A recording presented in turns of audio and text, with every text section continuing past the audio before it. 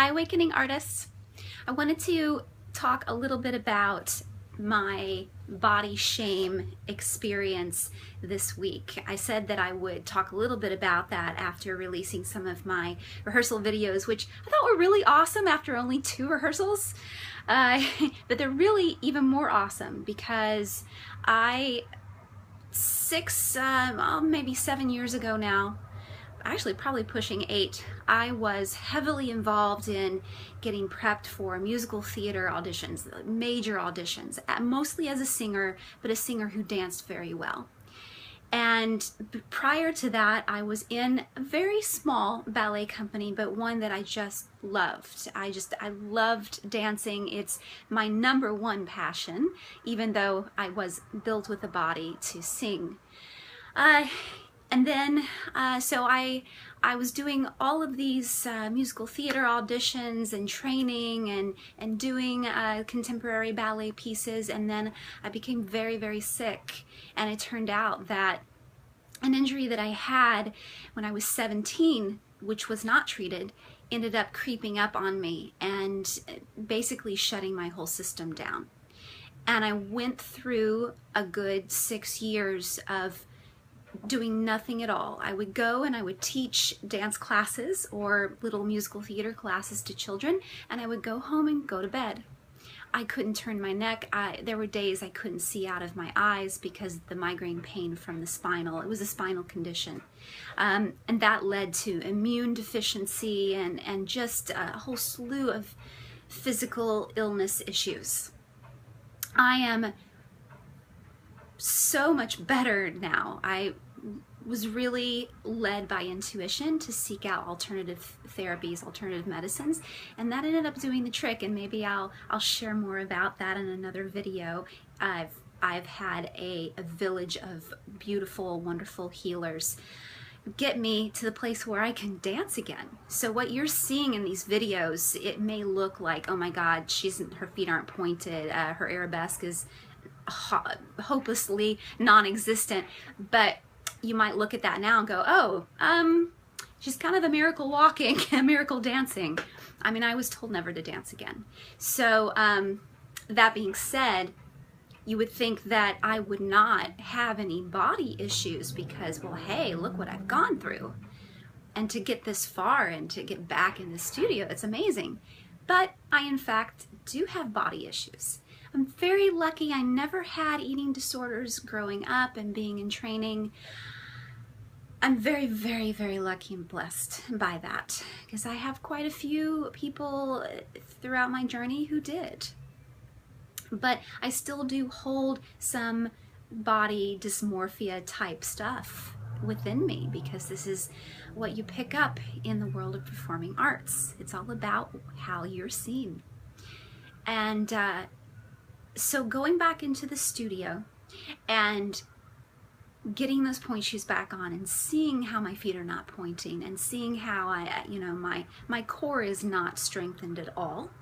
I also deal with a little bit of colitis issues. So if I'm having a flare-up, I could look like I'm 2-3 months pregnant.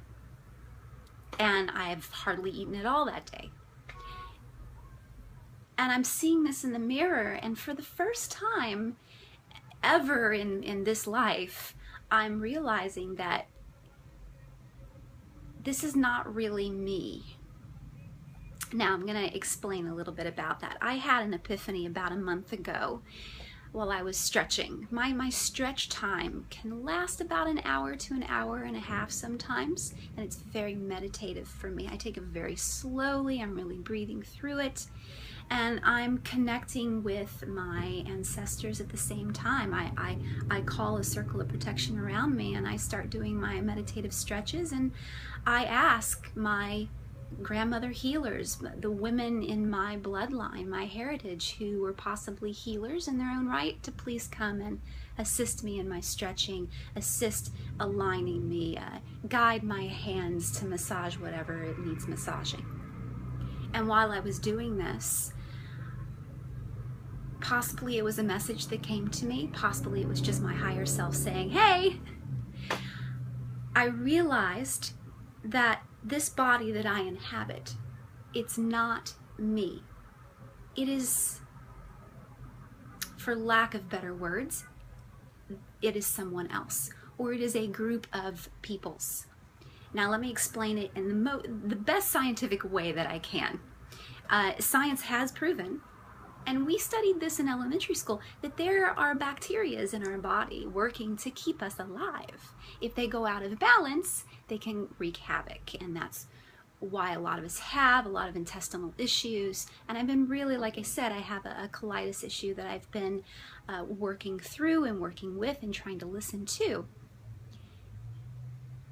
So all of these organisms, bacteria in our body, are here keeping us alive. They are what this body is. We are just the soul that's inhabiting this body. And then I started thinking, wow, this is amazing, because if that is the case, then this whole time of me beating myself down because I don't have the perfect body, I don't have the perfect pointed feet, I'm not hitting the note the way I should, I'm not feeling the music the way I should feel it, I'm insulting and I am not honoring this body that has so graciously agreed with me, our contract before coming into this life, to let me inhabit this body. This has been such a game changer for me. I have totally shifted my way of thinking. Now I will say, you know, just like yesterday when I was in rehearsal, it's a habit. I'm still looking at that body. I'm still looking at the lines that I'm creating and being critical. But at least now I'm stopping and I'm thinking, well, is that an honorable and respectful way to speak to my body? This wonderful army of friends inside of me that is this, your skin itself is an organ, I believe. Think about what your skin does to protect you from the outside elements. I think that's amazing.